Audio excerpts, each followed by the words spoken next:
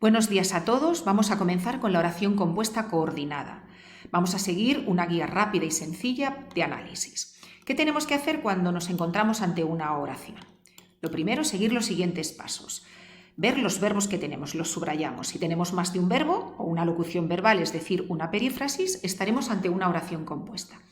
Cada verbo introduce una nueva proposición, así que determinamos las proposiciones que también podemos llamar oraciones. Nos vamos a fijar en el nexo. ¿Es una conjunción o es una locución conjuntiva, es decir, más de una palabra que constituyen una única conjunción? Nos va a decir qué tipo de oración coordinada es, sobre todo si conocemos a través de nuestro estudio memorístico la tipología nexual. ¿Qué relación tienen las oraciones coordinadas? Las oraciones coordinadas mantienen una relación, metafóricamente hablando, de balanza. Todas las proposiciones que constituyen la oración compuesta coordinada tienen el mismo valor sintáctico. Eso significa que ninguna depende de la otra, que ninguna realiza una función dentro de la otra y que se deben analizar independientemente. Reconocemos el nexo y analizamos cada una de las proposiciones por separado. Por supuesto que mantienen una relación semántica, claro, pero no sintáctica o de dependencia. ¿Qué tipo de oraciones coordinadas tenemos? Aquí tenemos un listado de las copulativas, disyuntivas, adversativas, explicativas y distributivas con sus respectivos nexos que tenéis al lado en verde. Las copulativas i, ni, que, las disyuntivas o, u, las adversativas pero, sin o más, más sin acento porque el más acentuado os recuerdo que es un cuantificador que se opone a menos. Aunque, sin embargo, explicativas, es decir, o sea, y las distributivas que tienen su dificultad, en tanto que están introducidas por unos nexos discontinuos, unas veces, otras veces, ya, hora, y hay que señalar los dos.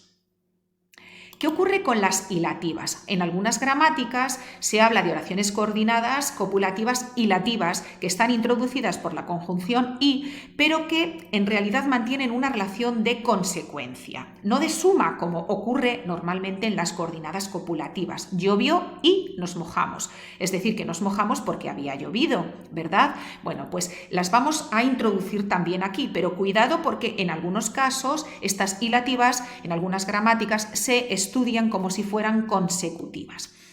¿Cuáles son las relaciones semánticas que tenemos que detectar en este tipo de oraciones? Pues en las copulativas el sentido de la proposición 1 se suma al de la proposición 2. Me encantan los libros de misterio y detesto las novelas de amor, o sea que equivale a además de. Cuidado porque a veces la conjunción y va a tener otros valores de pero, de aunque, incluso de consecuencia, como hemos dicho. Así que hay que tener cuidado para reconocer que se trata de una suma. Las disyuntivas, sin embargo, constituirían una resta. La proposición 2 se opone al de la proposición 1. Confesaron su crimen o hicieron un paripé. También cuidado porque la conjunción o puede tener dos sentidos, uno de diferencia, el que se corresponde con estas disyuntivas, y otro de equivalencia, que se corresponde con las explicativas, el personaje principal o protagonista. Las adversativas mantienen una relación de oposición pero no de contradicción como las disyuntivas.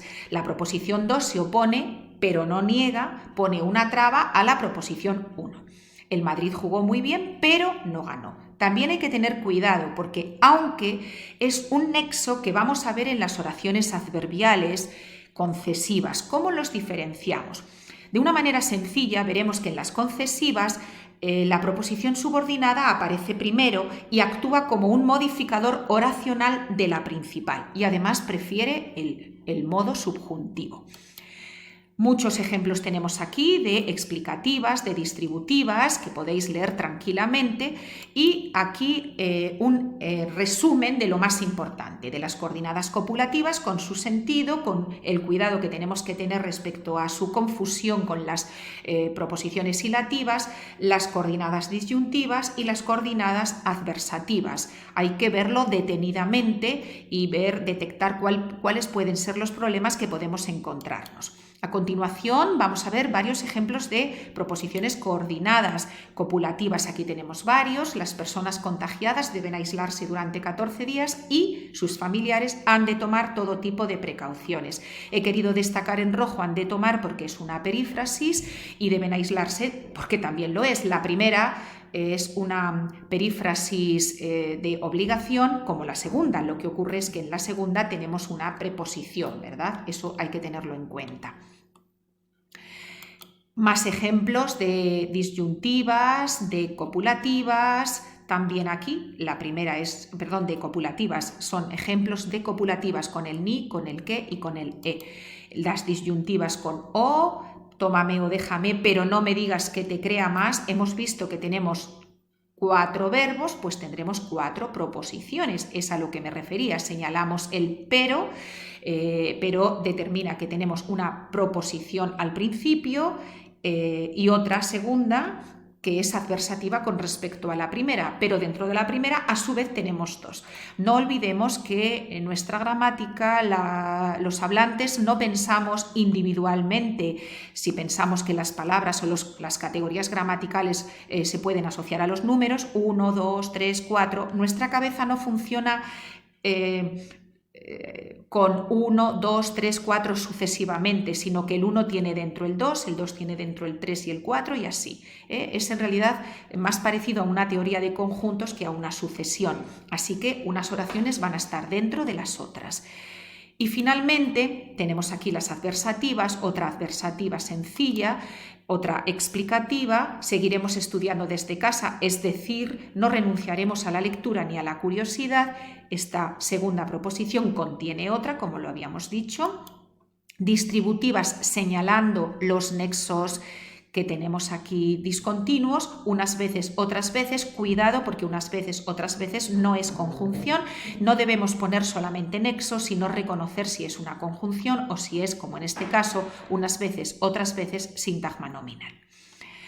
Finalmente, un resumen de cómo debemos analizar.